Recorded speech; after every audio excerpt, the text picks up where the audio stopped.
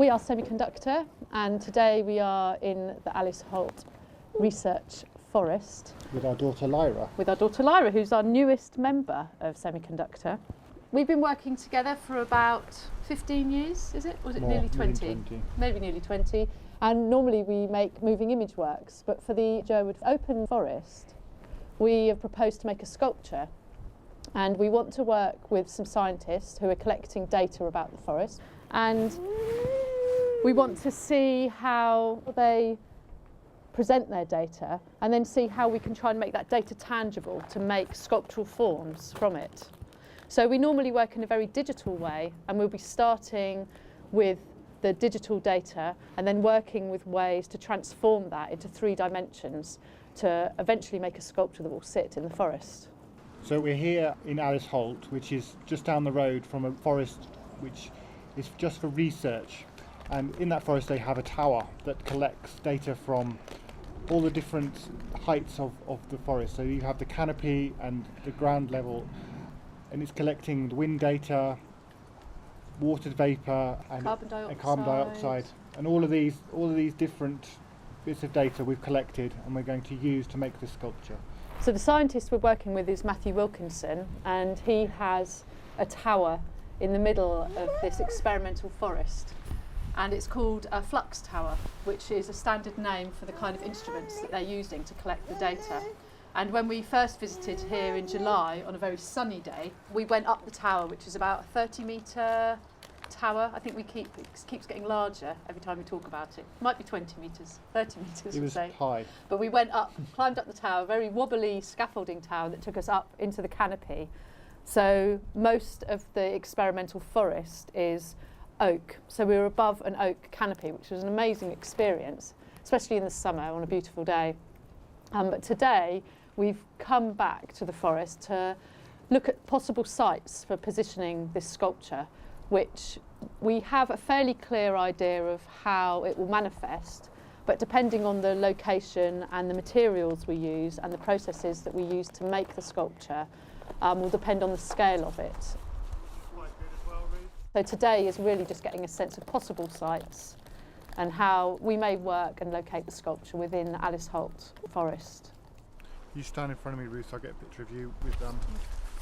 That's really good. Yeah.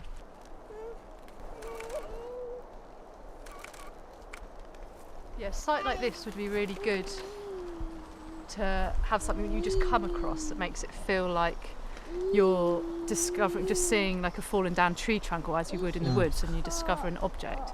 But it might be quite hard for access, for actually getting the sculpture into the site. Yeah. That's something that's quite important.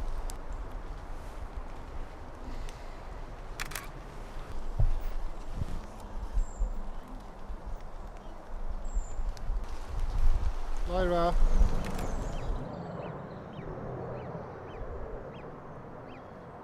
So as Semiconductor, we've been working mainly with moving image works. We often work with science and scientific data, but we're not from a scientific background. We use the way that science provides a kind of wonder and allows us to extend our senses beyond our physical limits. So we can see things that are invisible to us, we can hear things that are inaudible to us, we can touch things that are beyond our bodies. And all of these things are really the core of art. It's about experiencing new things and looking at new things. And science has always worked side by side with art. And working, in this way where we're working with science and scientists, it means that we challenge, what it is that we're doing. We challenge ourselves. We have to learn new techniques which are unexplored, and we're always looking for new ways of actually, dealing with things. So the idea we're developing for the sculptural work still isn't finalised, but we've come on quite a long journey with the ideas. Initially, we were looking very much at how the scientists represented their data. So we were looking at, say, simple graphs and methods of visual representation that they may use to try and visually make sense of the data.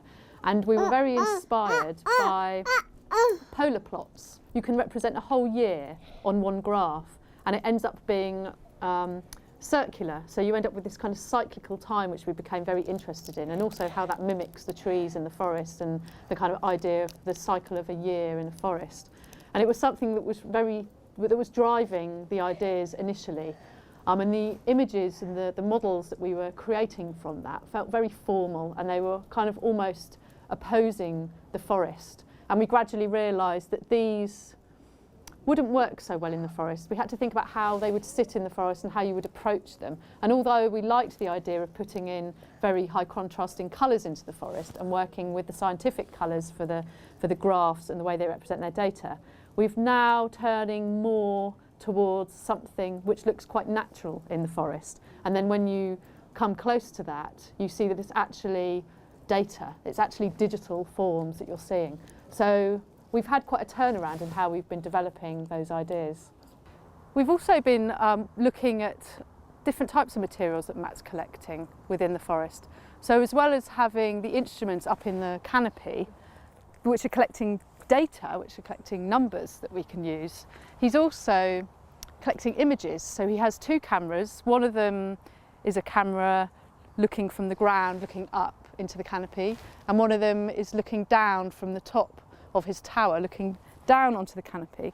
And they're hemispherical cameras, so you get these circular photographs which are taken once every half an hour, and he's interested in looking at how the canopy changes. So often it's looking at the colours and how the trees change colour throughout the year, and then if he does this over a long enough period, he can compare that year to year. But these images are very beautiful. We're always interested in scientific images that have a lot of the technological errors within them, which for us emphasise the presence of a human observer, man watching the physical world around him. So we're very excited to have obtained these sequences of images that can form time-lapse sequences, and maybe these will become part of the exhibition that we produce for the Jerwood. Swing. Okay, you ready? 1, 2, 3. You